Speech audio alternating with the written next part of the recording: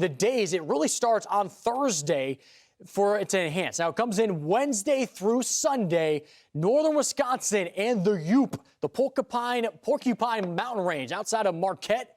You're looking at 2 to 3 feet of snow, along with the bone-chilling temperatures, right? The wind chill to negative 20 and 30 degrees in that region. So that's all the snow around the Great Lakes. Then we push it into western New York and upstate New York. Off of Lake Erie from Cleveland to Buffalo, you're looking at anywhere from a foot to maybe a foot and a half out towards Watertown, down towards Syracuse, maybe a foot of snow. But notice how as it reaches towards the Hudson Valley, so Albany, you're going to stop. That's where the snow line stops. Anywhere along the coast, I-95 towards the coast, you're looking at rain showers and a blustery wind event. Let's talk about this storm and what it will unpack. Minneapolis, you're getting an early appetizer, 4 degrees right now. If you thought this was cold, wait till Thursday and Friday. We're going to show you the real Christmas dinner is in store for the latter half of the work week, getting into the holiday weekend. We're talking about a storm that's not going to only disrupt your travel, but potentially your holiday plans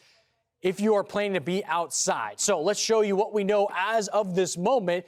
We're going to break this down. There's a lot to talk about. And so what we're looking at here is the latest is the significant winter storm that's sweeping across the Great Lakes. Remember, we just brought you in breaking the snow potential for northern Wisconsin and the Upper Peninsula, the Yup. Marquette looking at 2 to 3 feet of snow. But you're also looking at major wind impacts and cold air that's coming in. High winds for cities like Milwaukee, Bismarck, Minneapolis, Chicago, Grand Rapids, all seeing dangerous wind chill factors where we're looking at 20, 30, 40, and the potential for 50 degrees below zero, where it's not safe to be outside. It doesn't matter how many layers you have on. That cold air gets into your lungs. You're looking at problematic conditions. And so what we're going to look at here is the timeline. Thursday, it's into the plains. By Friday, now it's onto the upper Midwest and the Great Lakes. Low pressure is up into Canada, but still the back half of this storm is impacting the Great Lakes. So where is this cold air originating from? The Arctic. And so it's going to be highlighted by this high pressure. It's over the Northwest Territories of Canada. It's going to drift down through British Columbia, the northern tier, and it's going to be funneled in with this low pressure system. So something I want to draw on here real quickly is the rotation of this. Low pressure system is going to pump it counterclockwise.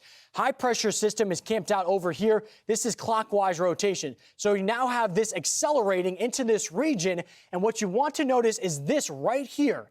These areas of Oklahoma City, Amarillo, Texas, you could be seeing temperatures 40 to 50 degrees below average for this time of year. So when we say it's going to be cold in December, duh, right? We know it's going to be cold. We're talking about temperatures that is going to be colder than what you felt in maybe 2 to 3 decades. Here's that convergence zone, the Ozarks and the Washita Mountain Range. You incorporate that orographic lift from that Gulf moisture, colliding with that cold air coming in, and that is where you could be getting that snow and that very cold air for areas of Arkansas, Kansas City. Make sure that you're prepared for this winter weather.